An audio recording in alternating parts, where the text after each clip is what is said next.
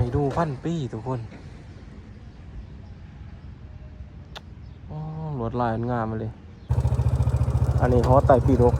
อันนี้จะเป็นสถานีขนส่งผู้โดยสารที่ว่ารถมาตะเวียงกับมาจอดอยู่นี่แล้วอันนี้เป็นตลาดแข้งสารวันตลาดใหญ่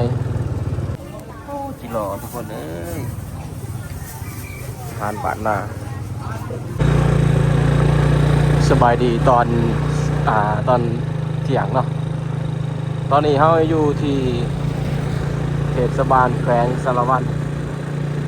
เมืองสารวันเนาะ เมืองเอกของสารวันเนี่ยจะขึ้นกับเมืองสารวันด้วยกันเนาะแขวงสารวันเมืองสารวันแล้วสิพาทุกคนเลาะส้มเบิ่งบรรยากาศแขวงสารวันนะในมื้อวันที่10 ตุลา2025สารวันเฮาเป็นจังได๋ในตอนนี้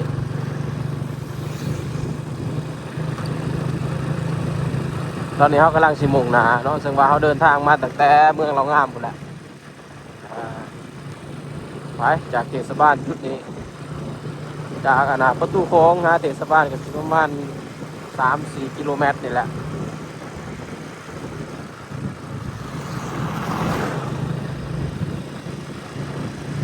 สารวันขี่ให้ตายสากแหลกกระบอกโมเมนต์สารวันตายตำแหลกไก่ได้ทุกคนเลย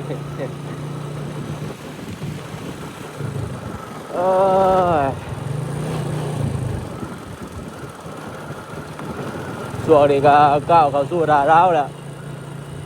สารวันก็หนาวกันเด้อสารวันก็ได้เริ่มหนาวแล้วอยู่บอนอื่นเด้อากาศเป็นยังไงกับคอมเมนต์บอกกันเลยเด้อ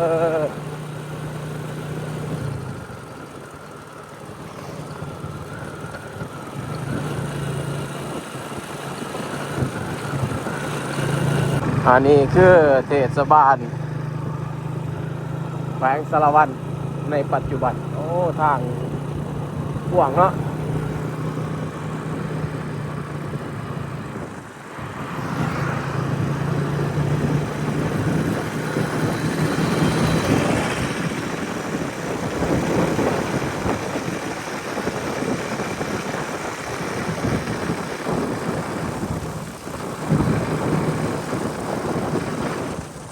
เกี่ยวเขาแล้วทุกคนเกี่ยวเขาแล้วทางเขาก็จะงามสารวัตรขายคำแดงไก่บรรยากาศเทศบาลแขวง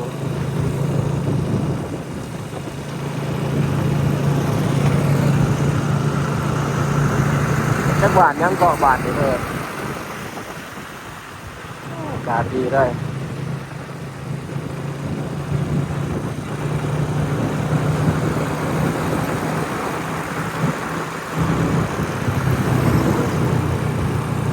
เป็นยังนอกนี่กระทรวงสาธารณสุขแผนกสาธารณสุขนี่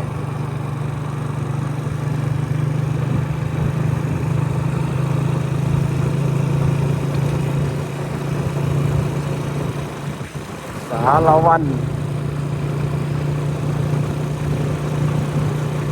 โอ้แต่ก่อนสารวันนี่เส้นทางเดี๋ยวกี่หลายได้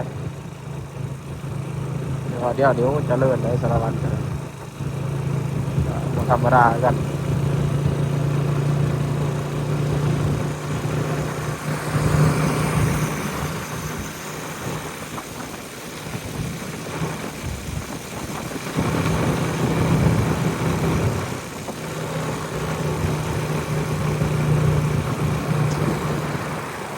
เลี้ยงเนาะป่าใหม่ที่แอมก็มีอยู่ด้วยโอ้มีอเมซอนน้ำเด้อ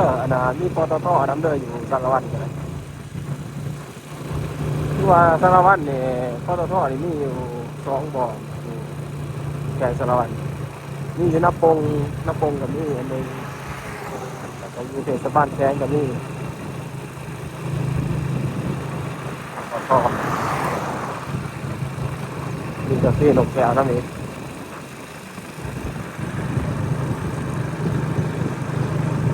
วันใดที่ว่ามีปตทนี่คือว่าจุดนั้นเจริญครับภูฟ้าสุขสำหรับสถานที่ท่องเที่ยวอยู่แค่สารวัตรนี่จะมีหลายอยู่เลยจะมีนะทำภูฟ้าสุขแล้วก็ทงกาปลาแปะมือหนาสิพาทุกคนไปหลิดทงกาปลาแปะก่อนบรรยากาศคล้ายคือภูหัวโหลนเลยภูหัวโหลนลาวไต่บ่ต้องไปใส่สมบูรณ์จะมีเหมือนกันอยู่สารวัตรเฮาอันนี้ตอนนี้เขากำลังขี่รถก้าวเข้าสู่เทศบาลเนาะอันนี้คือจุดใจกลางเลยจุดใจกลางเทศบาลแขวงสารวัตรเดินบ้านศรีสมัย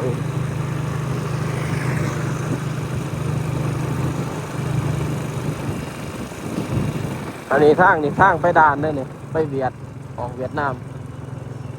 ไปทางเดี๋ยวขี่รถเข้าไปในเมืองหมดละ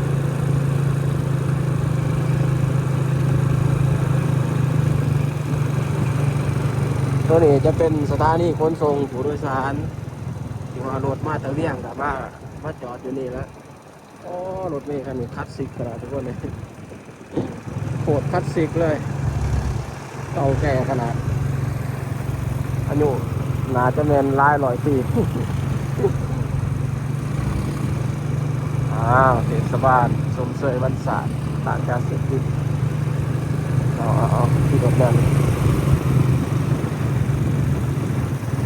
เทศบาลแขวงสารวัตร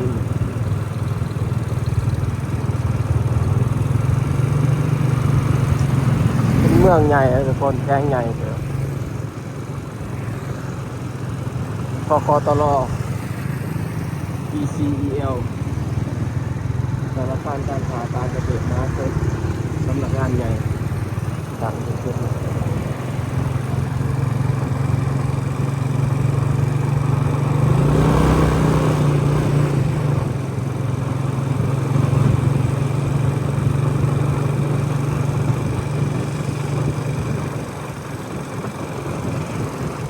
ศาลประชาชนแขวงสารวัตร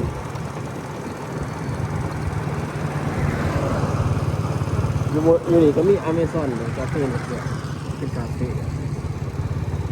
เป็นขนาดใหญ่เลยสารวัตรครับตัวนี้จะเป็นสวนแก้นสารวัตรเอกลักษณ์ของสารวัตรเลยแหละแก้นเสียงแก้นเราเสียงกับลำหมอก่อนยังอยู่สารวัตรหมดเลยแหละลำสารวัตร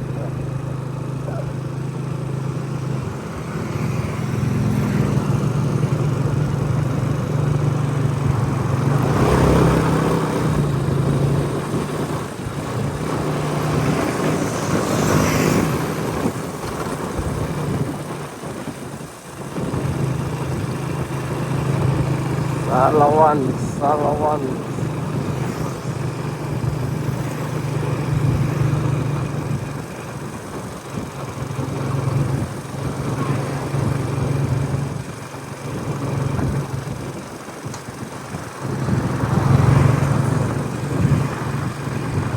ตัวนี้เนี่ยเขาไปสางคู่บ่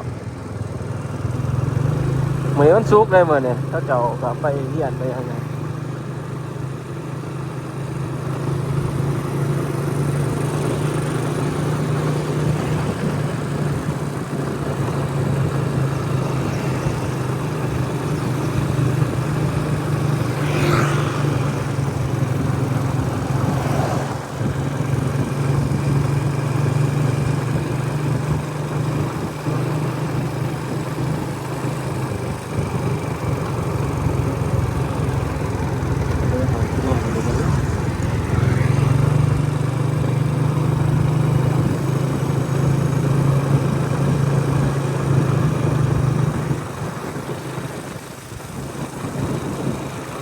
ข้างหน้าตึกสูงๆก็เป็นธนาคารนะ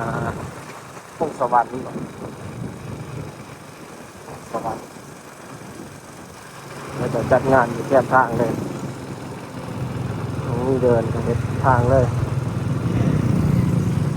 ทางนี้เขาไปตลาดได้เลยเขาไปในเมืองเดี๋ยวสิขี่อ้อมมาเลาะเบิ่งบรรยากาศด้านข้างของเมืองก่อน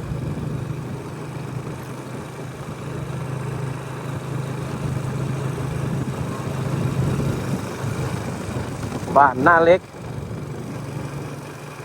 บ้านหน้าเล็กทุกคนกัน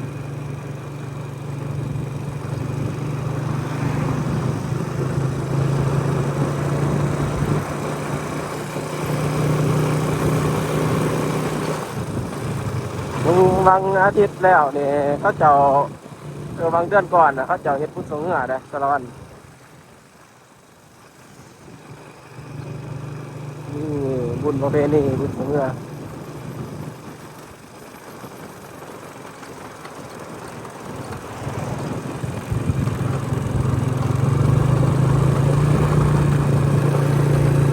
เดี๋ยวไหนก็จะเป็นพนักงานปกครองเนาะข้างทางขั้วมือเขานี่เป็นสายนำเซโดนเลยสายนำเซโดน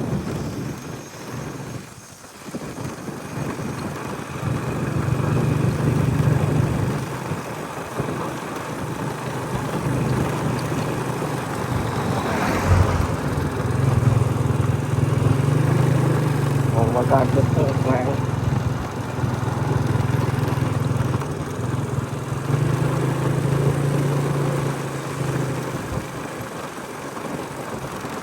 ฝ่าที่วัดกลางเดี๋ยวอันนี้เซโดนเนาะเดี๋ยวจะนอนเขาค่าเลาะว่าวันนี้เขาเอามาเวียกนะ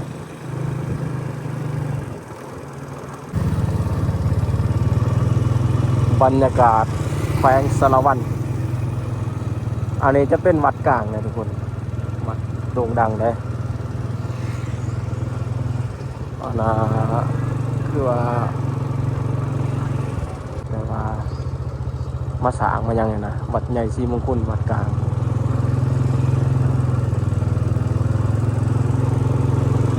ไปเดี๋ยวเขาไปถ่ายรูปก่อนบัดนึง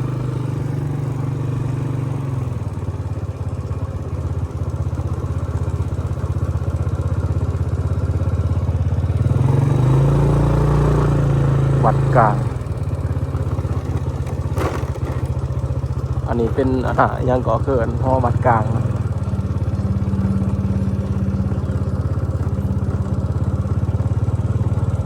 จารึกหอการก่อสร้างหอไตรปิฎกหอวัดกลางท่านบัวสอนบุภาวันในประธานคณะไปสอบทานคำบุญอาจารย์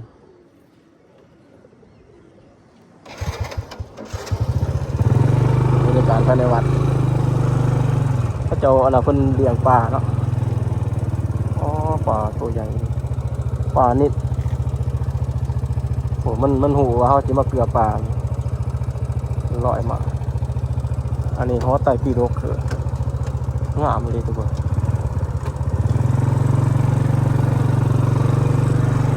เดี๋ยวข้าขี่รถเลาะบนสวยงาม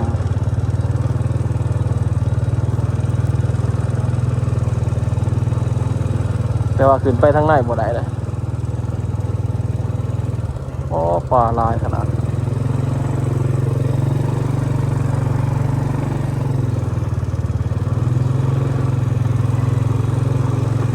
อันนี้คือวัดกลางวัดใหญ่แขวงสารวัน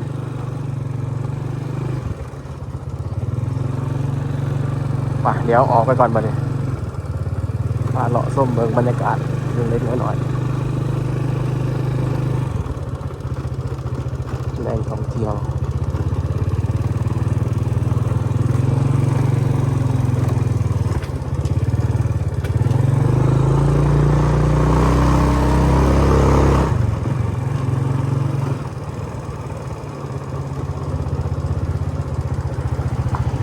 พี่น้องเดี๋ยวเขาออกไปทางนี้กะไปอันนั้นได้เนี่ย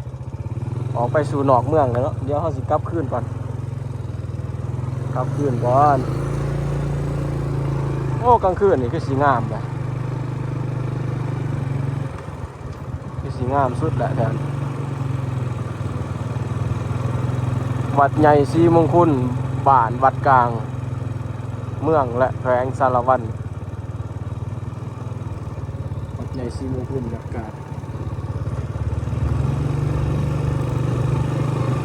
เดี๋ยวสิพาไปเบิ่งอันนั้นแคมเซ่ก่อนเนาะแคมน้ำเซ่บ้านวัดกลางปปสแขวงสารวันป้องกันความสงบเดี๋ยวสิพาไปเบิ่งบอลจุดเจ้าสวงเหือแต่ว่าเขาเจ้าสวงแล้ว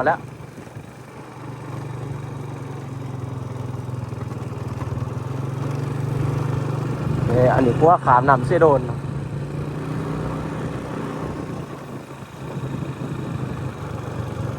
พวกขามนำเสโดนโอ้น้ำมันขึ้นได้ทุกคนน้ำขึ้นได้เลยย่ามแรงแหละเขาเจ้ามันจะเป็นหาดอยู่จุดนี้มันจะเป็นหาดจุดนี้แหละเขาเจ้าจะตั้งตูใส่กากแฝน้ำใส่ดิย่ามแรงอันนี้มันย่ามพ้นแหละมันบริเป็นหาด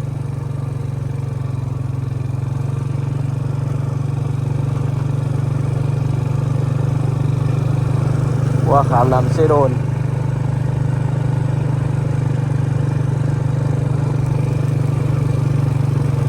และบอลจุดท่องเที่ยวจุดอะไรช่วงนี้เดี๋ยวสิพาขี่รถเลาะเบิ่งขี่รถเข้าไปในคนละ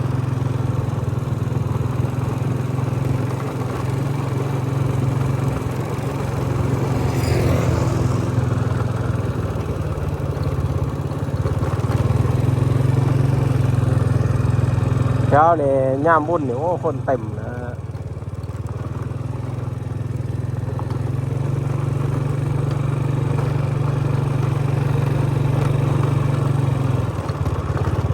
อันนี้คือจุดส่งเหือเบื่อนะเขาจะเฮ็ดแบบให้คนนั่งส้มการแข่งเหือ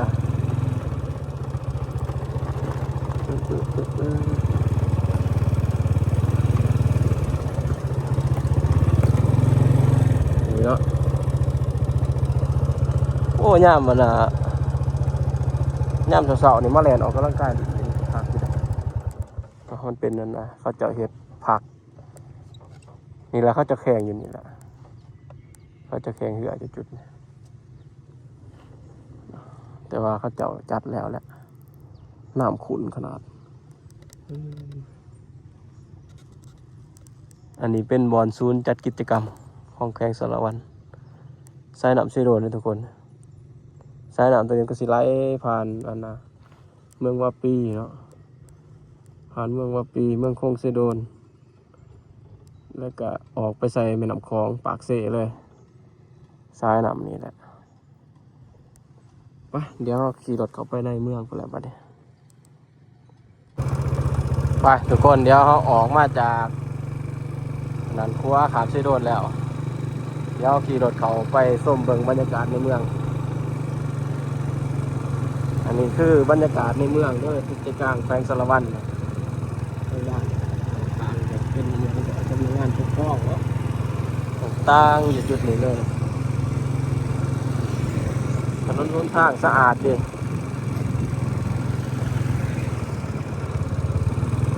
สารวันขี่ให้คล้ายสางแหลกกระบองสมมาดิเกี่ยวว่านปลา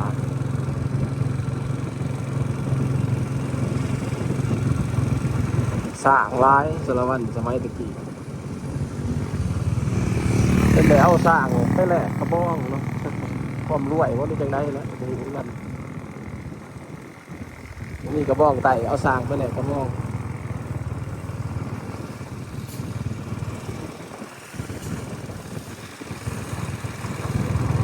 เขาเจ้าก็จัดชั้นตัวเมืองก็เป็นระเบียบอยู่เลยห้องหมอแข็งเนาะทั้งตัวมืออันนี้250 เมตรอันนี้เขาไปตลาดอันนี้ตลาด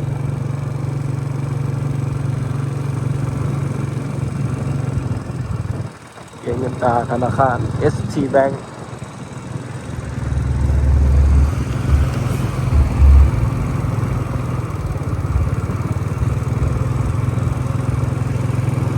เติบได้สารวัตร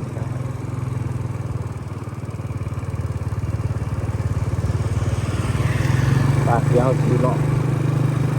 มาแล้วเขาจังกลับมาเลาะตลาดอันนี้ตลาดกัน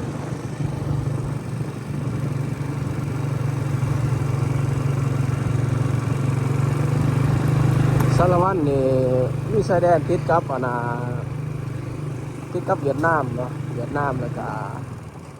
เวียดนามนี่คือสิเป็นแข้งดานังที่ดานังแล้วก็ประเทศไทย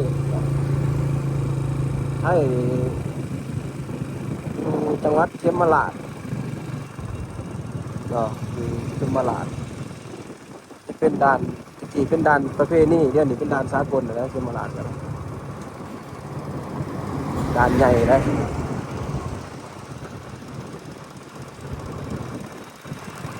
ทางนี้ขี่ซื้อออกไปนับปงเอาซื้อไปแล้วก็ออกไปเวียดนามก็ได้เดี๋ยวเอาสิพาไปเบิ่งกุบอลนะเลาะไปนะทางเวียดนามหน่วยงานรับเงินค่ากระแสไฟฟ้าโอ้ที่ว่าจะเลิศไล่เติมสารวัตรเส้นทางผู้ย่างออกเมืองเลย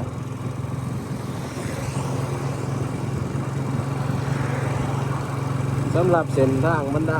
เมืองต่อเมืองของสารวัตรนี่ที่ว่าอันนั้นได้ทุกคนเลยเมืองต่อเมืองนี่ที่ว่าเป็นทางย่างเบิดแล้วได้สารวัตรนี่จะมีอยู่8ตัวเมืองเนาะมีเมืองหนองงามเมืองพงศิโดนเมืองนครเพ่งเมืองทับที่เมืองสารวัตรเมืองตะโอยสมวยเมืองสมวยแล้วก็เมืองกุมราช8ตัวเมือง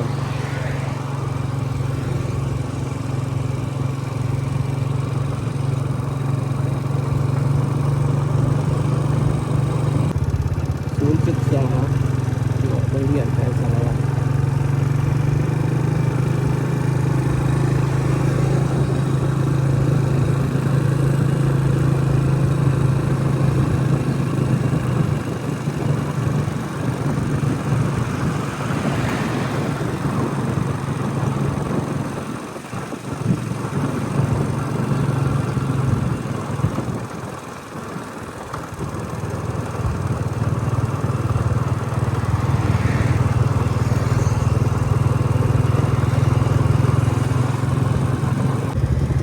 มหอนี่ก็มีไฟแดงนะทุกคน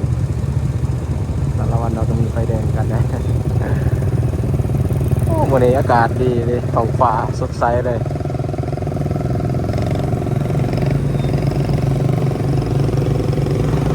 มาเดี๋ยวเลาะส้มเบิงบรรยากาศแบบสโลว์ไลฟ์ไปนำกันทุกคนดูถึงมีไฟแดง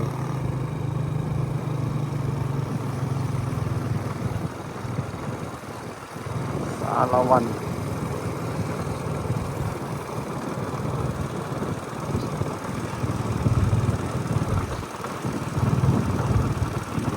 พอแท้ข่อยก็อยู่สารวัตรกับ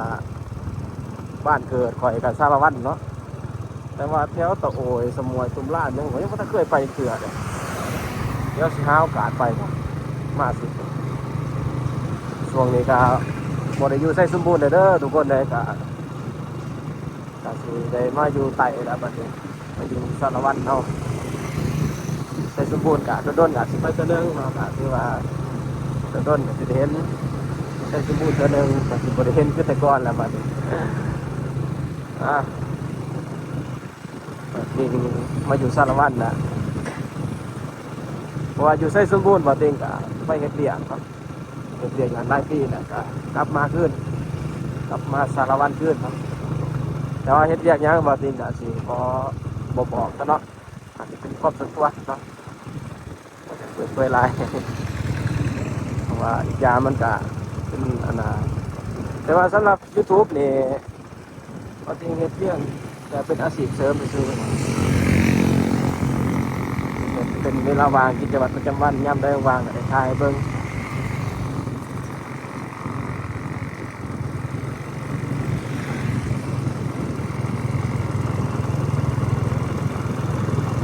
ว่าปัจจุบันนี่กลับมาเก็บเบียงสารวัตรที่เก่าก็ได้ไปใช้สมบูรณ์นะบาท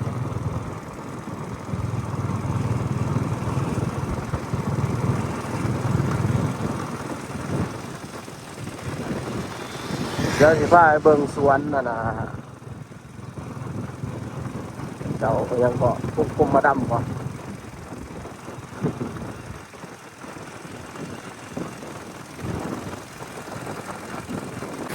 เดี๋ยวทุกคนตอนนี้เราก็เดินทางมาหอดสวนสาธารณะแล้วงูว่าเขาได้หรือบ่มีทางเขาหรือบ่โอ้มีทางเขาอยู่เดี๋ยวชิลองขี่รถเข้าไปเนาะ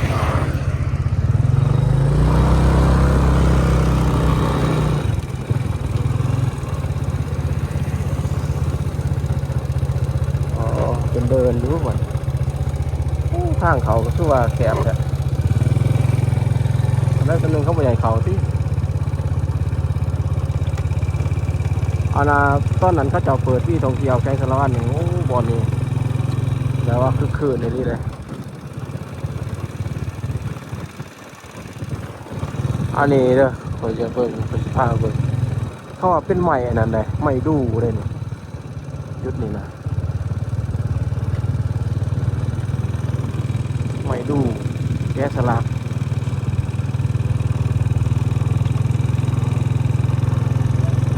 เจ้าทายมันมีไก่ไม่ดูแกสลักเลยทุกคน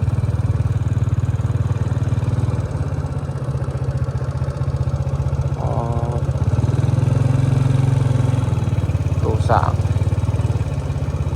ไม่ดู1,000 ปีโอ้ไม่ดู1,000 ปีทุกคนอ๋อลวดลายงามเลยเดี๋ยวมาเบิ่งมาอ่านประวัติก่อน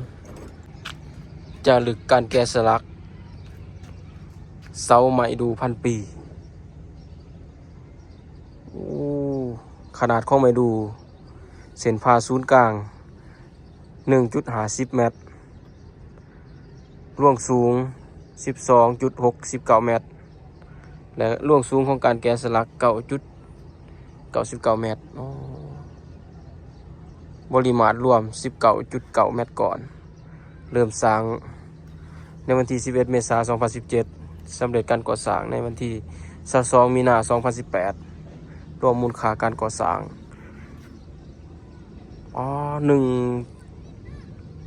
1,979,122,000 กีบทุกคนเดี๋ยวมาเบิ่งก่อนขออนุญาตขึ้นมาถ่ายรูปก่อนตัว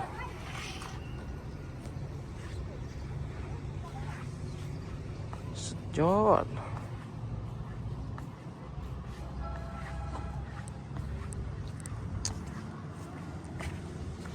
งามเลยทุกคน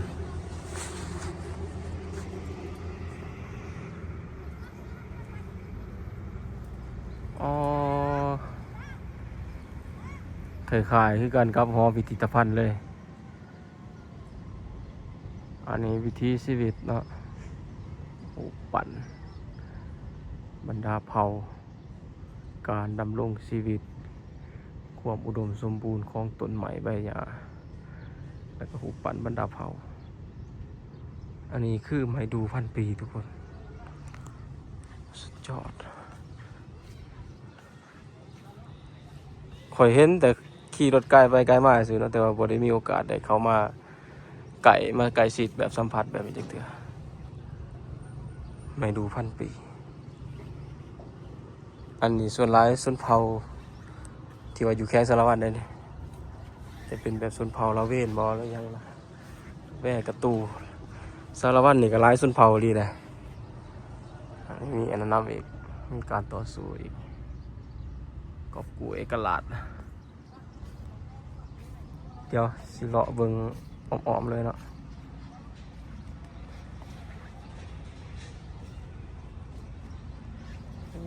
งาม งามหลายงามหลาย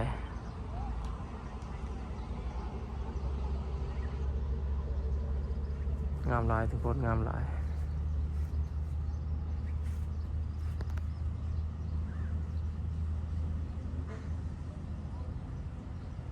มูลค่า1 ตื้อปลายไม่ดู1,000 ปี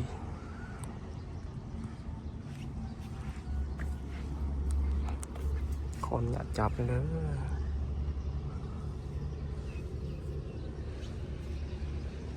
ถ้าหน่อยก็สิเป็นสวนนะองค์แก้ว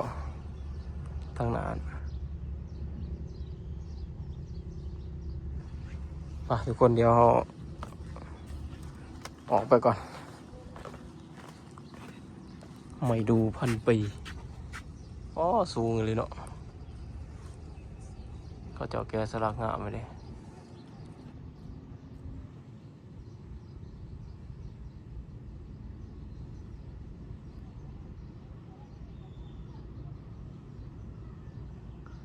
สร้างสำเร็จในมอนี่แหละ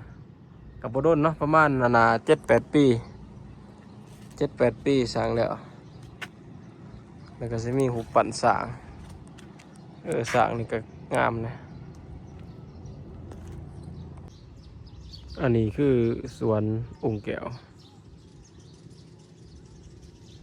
วีระชนแขวงสารวัตรองค์แก้วองค์กรมดำ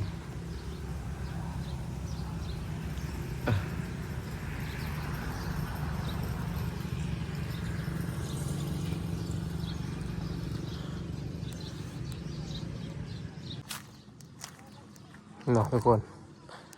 สวนองค์แก้ว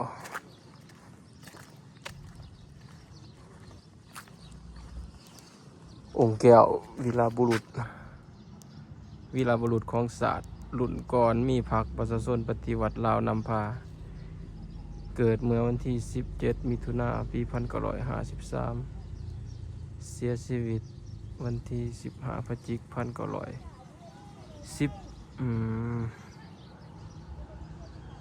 หน้าตาเป็นวีรบุรุษของศาสตร์ด้วยเนี่ยองค์แก้ว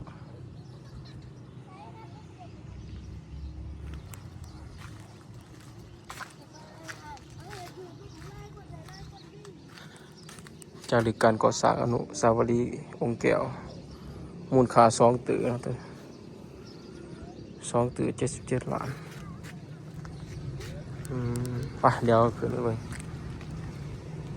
แต่ละแข้งแต่ละคนจะมีวีรบุรุษของแต่ละแข้งเลยเนาะคือใส่สมบูรณ์กับเจ้าอนุวงศ์เดี๋ยวออกไปหน่อยอันนี้เส้นทางอันนี้ออกไปเวียดได้เนี่ยเดี๋ยวสื่อตรงเลยเนาะสื่อมันจะมีสื่อตรงออกไปนาปงขึ้นเวียงจันทร์แล้วก็เลี้ยวขวาจะไปด่านดาไหลด่านเวียดนามเดี๋ยวขี่รถเลาะเขาไปชมเมืองบรรยากาศตัวเมืองก่อนไปแถวตลาดพุ่นละ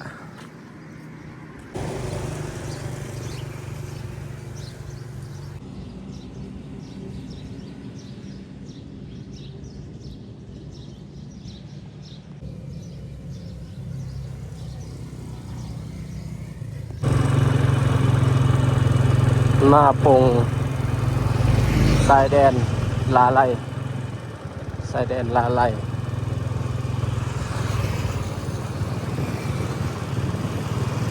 นี่จะเป็นวงเวียนนะออกไปหน้าปงเวียงจันทร์สายเดี๋ยวขวาซื้อตรงไปเลยนี่ดาไลเลยออกไปหมดแล้วโอ้ยสมวยตุ้มล้านไปแล้วกันครับเดี๋ยวมีโอกาสเนาะสิพาไปเลาะบูว่าจักกิโลเมตรด่านอะไรจากจุดนี้ไปทางนี้เป็นทางยางไปเลยนะแรงท่องเที่ยวนู่นละอุทยานทำพาสุโอ้27 กิโลเมตรพุ่นน่ะภูพาสุ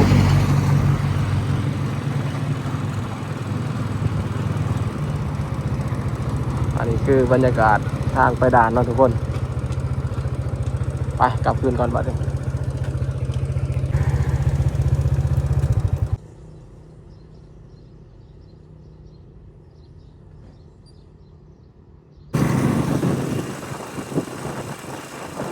ไปบัดนี้เดี๋ยวเขาสิขี่รถมาเบื่อนี่ก่อน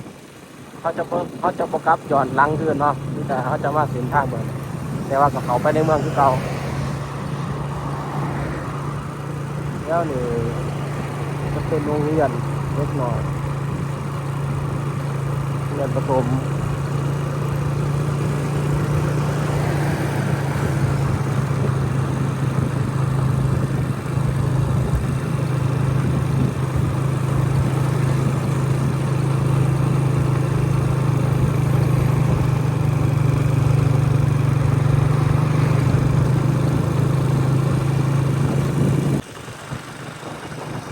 โรงเรียนสางคู่แปลงสารวัตรสารวัตรก็มีโรงเรียนวิชาศิลป์ก็ทุกคนแต่ว่าเป็นโรงเรียนสางคู่เนาะวิทยาลัยสางคู่สารวัตร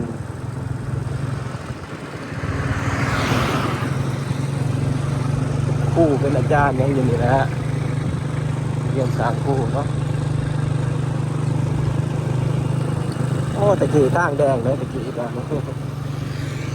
ทางแดง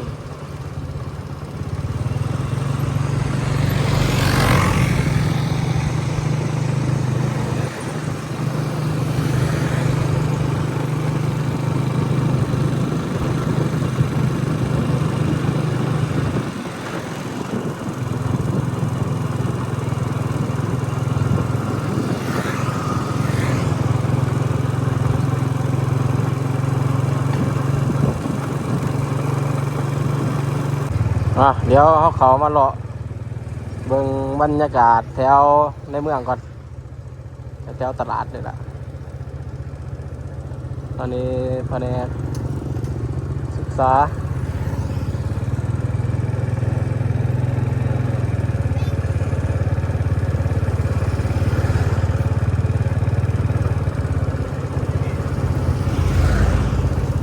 สวยเงี้ยหน่วยใหญ่เนาะ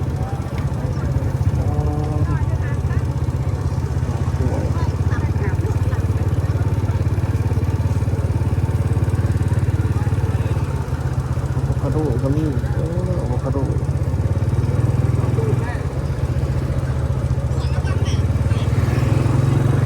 โอ้ขักแท้กันเลย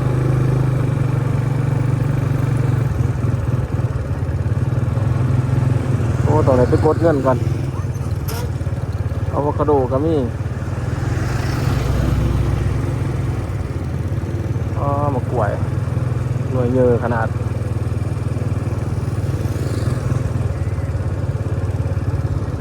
แถวนี้จะเป็นตลาดแล้วทุกคนมาดูอยู่นี่มี JDB นะมั้งอาคาร JDB อันนี้เป็นตลาดแขวงสารวัตรตลาดใหญ่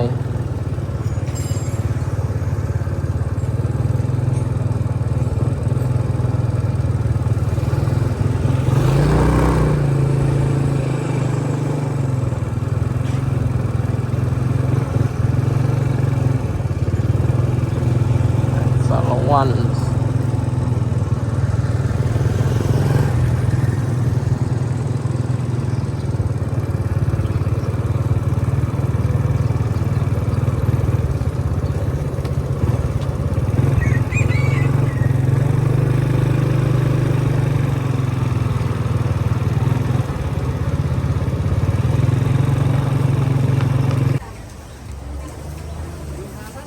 ตลาดสารวัตร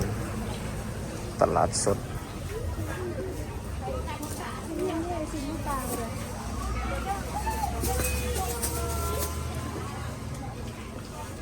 โอ้จิหล่อทุกคนเอ้ยทานบาดหน้าโอ้บ่ใส่อันนั้นเลยวะขึ้นมาสิใส่ตัวนั้นให้สอนทงให้เด้ออย่ามันกัดนะจิหล่อทุกคนเอ้ยแสนหาเบอร์บันปลายโยนปลายเป็นขุมจะเป็นเล็กเป็นอะไรนี่คือปลาก็ปอดมาเอ้ยมาช่วยเรียกไงก็เล็กไอ้ปอดนั่นให้บอลเด็กแกอาหารบ้านนา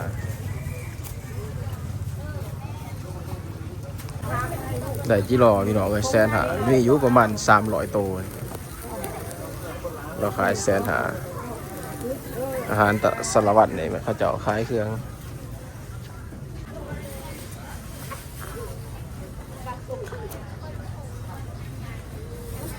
สัตว์ป่าหมูป่าก็มีนะยินสารวัตรโอ้อาหารธรรมชาติหลายแห้งทุกคนเลยต่อหมกแตง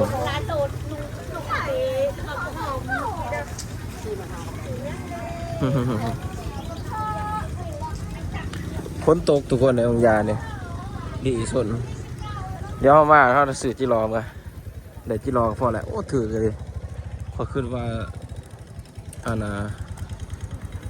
จากซูซีกันกับบาทอาณาอยู่2 ขอนเขาเจ้าขายแต่ว่าอยู่2 ขอนเขาสิขายถือ70,000เนาะอันนี้80แต่ว่าไล่เลียกันนั่นแหละราคาโม่สิบ่ตายบ่เด้ไปเดี๋ยวเราไปเอารถก่อนอันนี้ก็คือบรรยากาศสารวัตรเด้อทุกคนเด้อพามาเลาะชมเบิ่งพอรู้นะเพิ่นก็อยากเห็นเนาะว่าสารวัตรเจริญสันใดปัจจุบันนี้สารวัตรเจริญหลายเด้อแต่ก่อนเนี่ยโอ้ทางแดงแต่เดี๋ยวนี้ปูยางเบิดออกเมืองเลยไปเดี๋ยวกลับก่อนสารวัตร